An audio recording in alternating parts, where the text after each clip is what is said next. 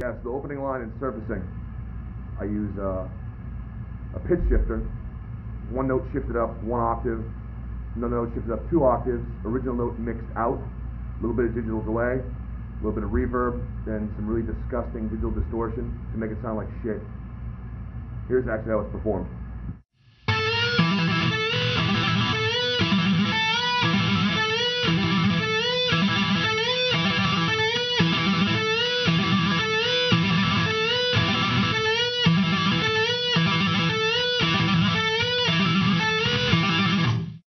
In the opening part, I'm doing the really gross tap thing. At the same time, Jim's playing a variation on what ends up being the main riff. And variation is very important. You don't want to always play the same riff over and over and over, but you can imply that same kind of feel by just changing things. And really quickly, here's how this goes.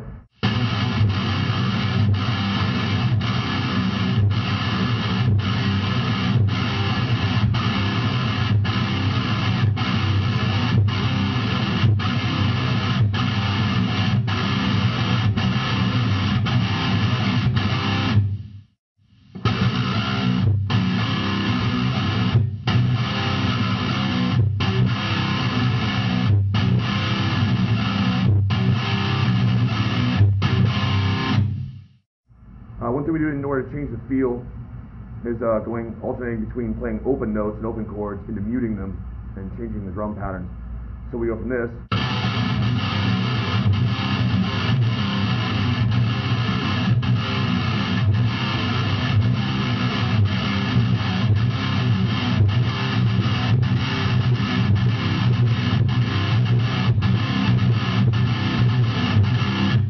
just muting the B notes that are coming in between the chords. Gives it a little bit of different feel. The drums change a little bit, changes the tone, moves into the next section of the song. The line going opposite mine during the verse starts off like this.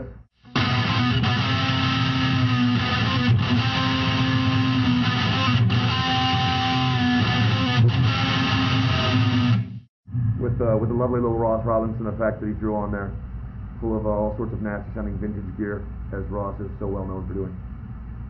Next verse that comes around, reversed it. Ghost bend, dropping, same effect.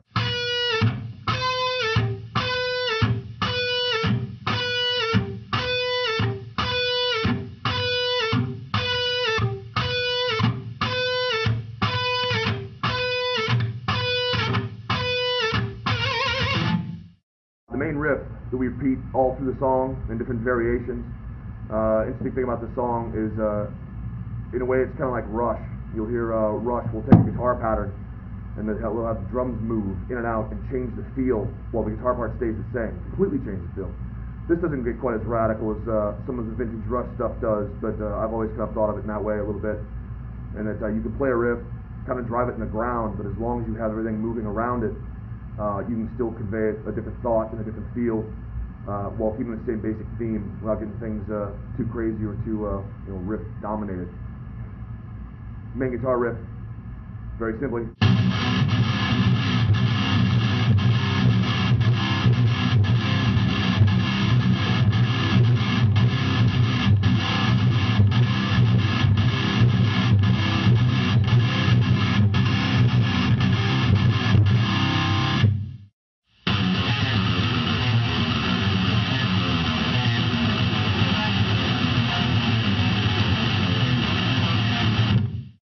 Slowly.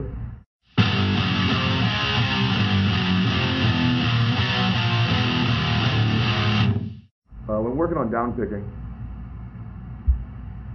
basically you want to sit down with Master of Puppets and learn it and play along with it.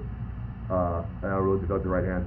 One thing I like to do is to get a much thicker, more percussive sound would be down pick, and hopefully as fast as possible. There's certain limits where you have to switch to alternate picking.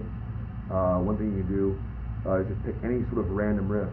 You can even play just open notes, down pick.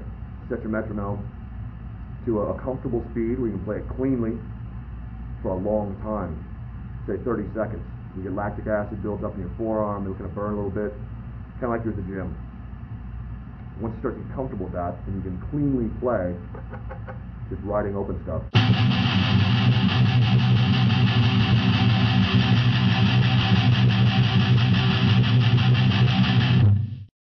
Push your tempos up a little bit.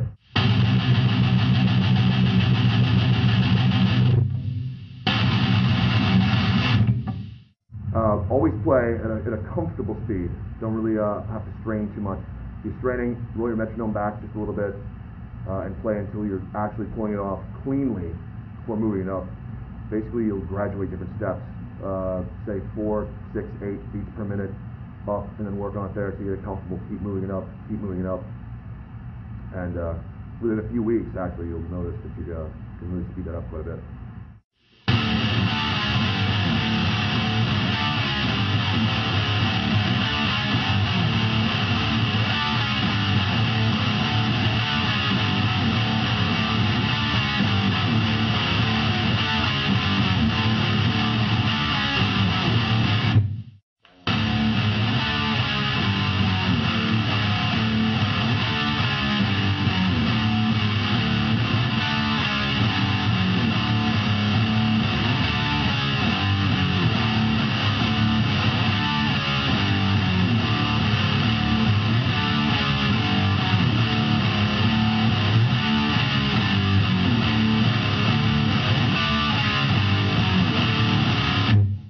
We basically spend a lot of time with a similar theme throughout the song.